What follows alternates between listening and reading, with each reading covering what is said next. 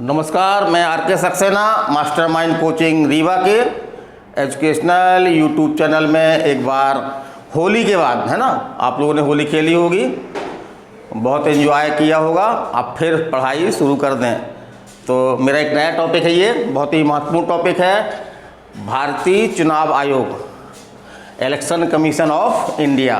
तो एक महत्वपूर्ण संवैधानिक निकाय है जिसकी लोकतंत्र की स्थापना में एक महत्वपूर्ण भूमिका है, क्योंकि स्वतंत्र निर्वाचन ही एक स्वतंत्र लोकतंत्र की प्रथम शर्त है।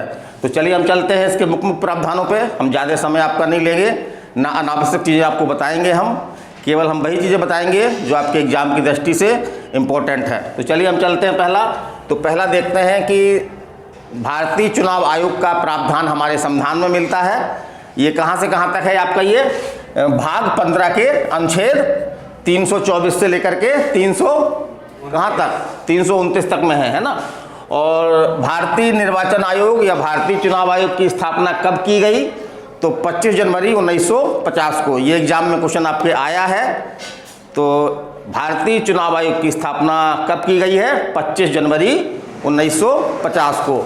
फिर हम बात करते हैं इसके गठन की। तो इसका गठन कैसे होता है, तो जो आपका भारतीय चुनाव आयोग होता है वो 3 सदस्यीय है वर्तमान में, जिसमें आपका एक मुख्य चुनाव आयुक्त और 2 चुनाव आयुक्त होते हैं। क्या क्या होता है, 3 सदस्यीय है, एक मुख्य चुनाव आयुक्त और 2 चुनाव आयुक्त। ये पहले बहुसदस्यीय नहीं था, लेकिन कब से इसको बहुसदस्यीय बना दिया गया है, 1993 से। कब से बना दिया गया है, 1993 से इसको जो है वो बहुसदस्यीय बना दिया गया है।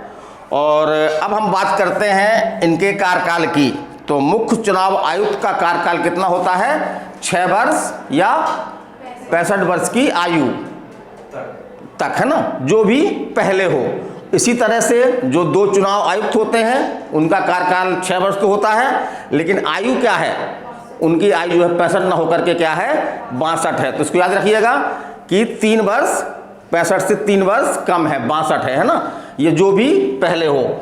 और इनकी नियुक्ति कौन करता है, राष्ट्रपति। तो इनकी नियुक्ति जो है वो राष्ट्रपति करता है। तो मुख्य चुनाव आयुक्त की नियुक्ति राष्ट्रपति करता है, और जो चुनाव आयुक्त होते हैं तो मुख्य चुनाव आयुक्त के से परामर्श करके उनकी नियुक्ति भी कौन करता है, राष्ट्रपति करता है।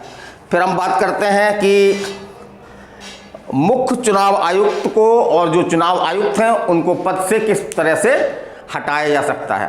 तो उनके लिए बाकायदा एक संवैधानिक प्रक्रिया बनाई गई है। तो जो मुख्य चुनाव आयुक्त है उसको पद से किस तरह हटाएंगे, जिस तरह से सुप्रीम कोर्ट मुख्य न्यायाधीश है ना, वो सुप्रीम कोर्ट मतलब कि उच्चतम न्यायालय का जो न्यायाधीश होते हैं उनको जिस तरह से हटाया जाता है, उसी तरह से जो है वो मुख्य चुनाव आयुक्त को हटाया जा सकता है। लेकिन जहां तक बात है चुनाव आयुक्त की, तो उसको हटाने की ये प्रक्रिया नहीं है। उसको कैसे हटाते हैं, चुनाव आयुक्त के वो जो मुख्य चुनाव आयुक्त होता है उसके परामर्श से राष्ट्रपति उनको हटा देता है। फिर हम आगे चलते हैं। तो एक बात हम और करते हैं, इनको शपथ कौन दिलाता है, तो मुख्य चुनाव आयुक्त और चुनाव आयुक्त दोनों को शपथ कौन दिलाता है, राष्ट्रपति दिलाता है। और ये अपना त्यागपत्र किसको देंगे, राष्ट्रपति को देते हैं। माने मुख्य चुनाव आयुक्त भी और 2 चुनाव आयुक्त जो होते हैं वो भी अपना त्यागपत्र किसको देते हैं, राष्ट्रपति को देते हैं। फिर हम आगे चलते हैं। तो इसके कार्य और शक्तियाँ क्या क्या हैं, तो बहुत सिंपल है। आप जैसे चुनाव होते हैं तो उसमें जो चरण होते हैं, विभिन्न चरण होते हैं, उनको अगर आप ध्यान में रख लें तो इसके कार्य आराम से लिख सकते हैं। तो सबसे पहले चुनाव में क्या काम होता है भाई, चुनाव क्षेत्र का निर्धारण करना। तो पहला काम क्या है इसका, जो चुनाव क्षेत्र है उनका जो है परिसीमन करता है ये, है ना, माने कहाँ कौन सी विधानसभा कितनी बड़ी होगी, अपनी जो है लोकसभा का क्षेत्र कितना बड़ा होगा, उसका क्षेत्र पहले ये डिसाइड करता है। उसी क्या बोलते हैं, चुनाव क्षेत्रों का परिसीमन। फिर दूसरा काम क्या है इसका, क्योंकि इसमें वोट देते हैं, हम सब लोग वोट देते हैं, तो वोट देने की आयु कितनी है, 18 वर्ष है ना। पहले कितनी थी ये, पहले 21 वर्ष हुआ करती थी, पहले 21 वर्ष हुआ करती थी, जिसको घटा करके क्या कर दिया गया है, 18 वर्ष कर दिया गया। तो जो भी मतदाता हैं उनकी सूची तैयार करेगा ये कि कौन कौन भाई किसको वोट देना है। क्षेत्र बाई क्षेत्र जो है वो सूची तैयार करने का काम है आपका, चुनाव आयोग का काम है। फिर तीसरा क्या है, जो बहुत सारे राजनीतिक दल चुनाव लड़ते हैं और निर्दलीय लोग भी चुनाव लड़ते हैं, तो जो राजनीतिक दल चुनाव लड़ते हैं तो राजनीतिक दलों को दल के रूप में मान्यता कौन देता है, कौन देता है, चुनाव आयोग देता है। तो उसका एक काम ये भी है कि राजनीतिक दलों को मान्यता देना। फिर अगला क्या है आपका, चुनाव में बहुत सारी व्यवस्था करनी होती है, तो वो सभी व्यवस्था किसके जिम्मे होती हैं, सभी व्यवस्था किसके जिम्मे होती हैं, चुनाव आयोग के जिम्मे होती हैं। फिर अगला आपका है राजनीतिक दलों के लिए आचार संहिता का निर्धारण। तो बहुत सारे ऐसे काम जिन पर रोक लगाई गई होती है, जैसे कि मतदाताओं को प्रलोभन मत देना, धर्म, जाति, भाषा, क्षेत्रीयता, इस तरह की भावना का उपयोग न करना, है ना। किसी तरह से मतदाता को आप प्रलोभन दें, डराएं, धमकाएं, तो ये सब कौन निर्धारित करता है, चुनाव आयोग निर्धारित करता है। इसलिए क्या बोलते हैं, आचार संहिता बोलते हैं। फिर अगला देखते हैं चुनाव चिन्ह आवंटित करना। तो जो राजनीतिक दल होते हैं, बहुत से जो निर्दलीय कैंडिडेट लड़ते हैं, तो उनको चुनाव चिन्ह क्या होगा, उनका चुनाव चिन्ह, उनका नाम भी लिखा रहता है एटीएम में, और उनका एक चुनाव चिन्ह होता है। चुनाव चिन्ह क्यों दिए जाते हैं, क्योंकि भारत में बहुत सारे मतदाता जो है वो पढ़े लिखे नहीं हैं, तो वो अपना स्वतंत्र रूप से मतदान कर सकें, इसलिए जो है भारत में नाम के साथ साथ जो है वो चुनाव चिन्ह, है ना, कोई भी ऐसे कमल का फूल हो गया, आपका पंजा हो गया, आपका हल हो गया, हैंडपंप हो गया, तो इस तरह के चुनाव चिन्ह होते हैं जो हर जो कैंडिडेट चुनाव लड़ता है उसको दिए जाते हैं।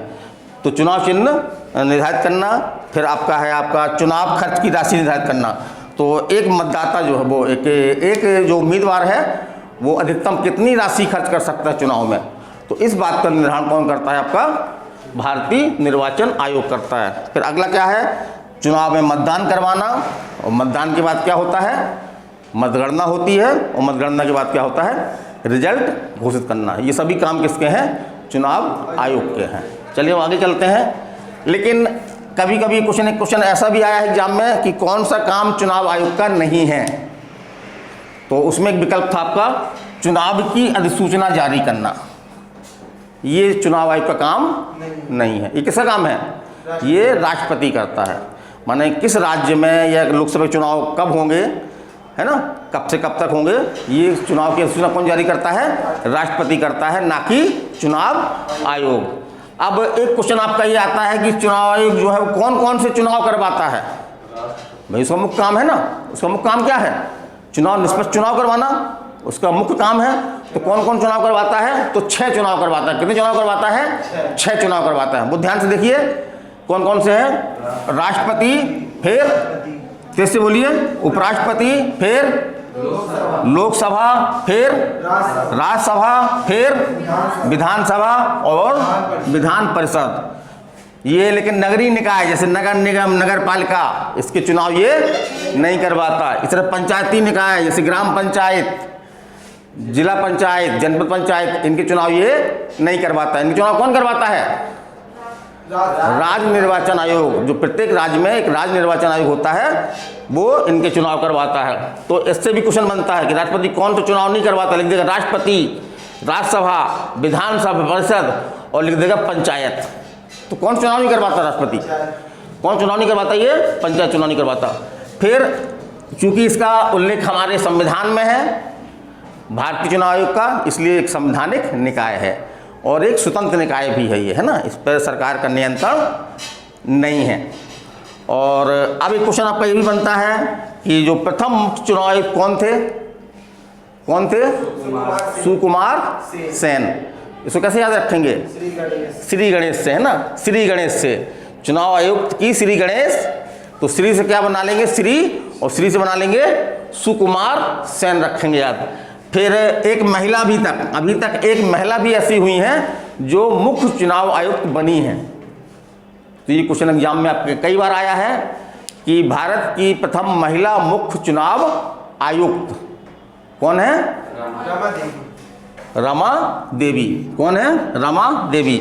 और वर्तमान में आपके मुख्य चुनाव आयुक्त कौन है, सुशील चंद्रा। ये किस क्रम के हैं, ये 24वें क्रम हैं। और ये किसके स्थान पे आए हुए हैं, सुनील अरोड़ा। इसके पहले सुनील अरोड़ा थे मुख्य चुनाव आयुक्त, उनके स्थान पर जो है वो सुशील चंद्रा की नियुक्ति की। अच्छा एक बार चलिए बताइए, एक बार बताइए, हमने बताया था आपको पढ़ाते दौरान अभी कि जो मुख्य चुनाव आयुक्त होता है उसका वेतन कितना होता है?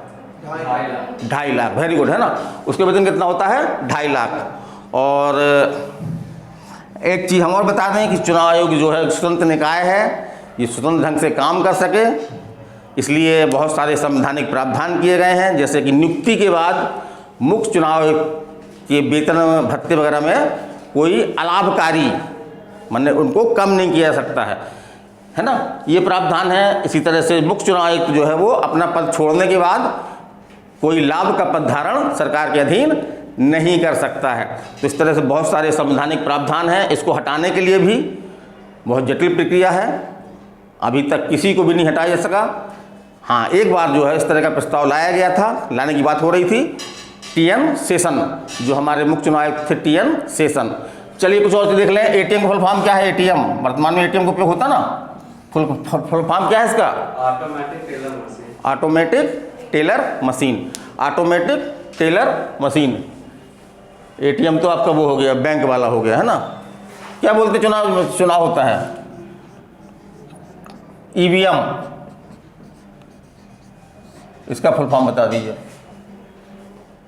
ईवीएम का फुल फॉर्म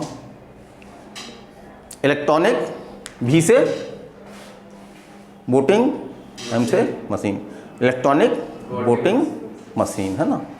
तो इसका भी काफ़ी विरोध किया जा रहा है ना। कैसा किया जा रहा है कि इसमें जो है वो कुछ कमियां हैं, जिसके कारण इसका जो है वो दुरुपयोग हो सकता है, दुरुपयोग हो रहा है, इस तरह के आरोप लग रहे हैं। तो मेरा छोटा सा टॉपिक था ये, भारतीय चुनाव आयोग, मुख्य बातें हमने आपको बता दी। कैसा लगा आप अपने कमेंट में हमको बताएं, और इसी तरह के वीडियो प्राप्त करने के लिए आप जो है चैनल को सब्सक्राइब करें, अधिक से अधिक दोस्तों तक इसको पहुंचाएं। नमस्कार, धन्यवाद।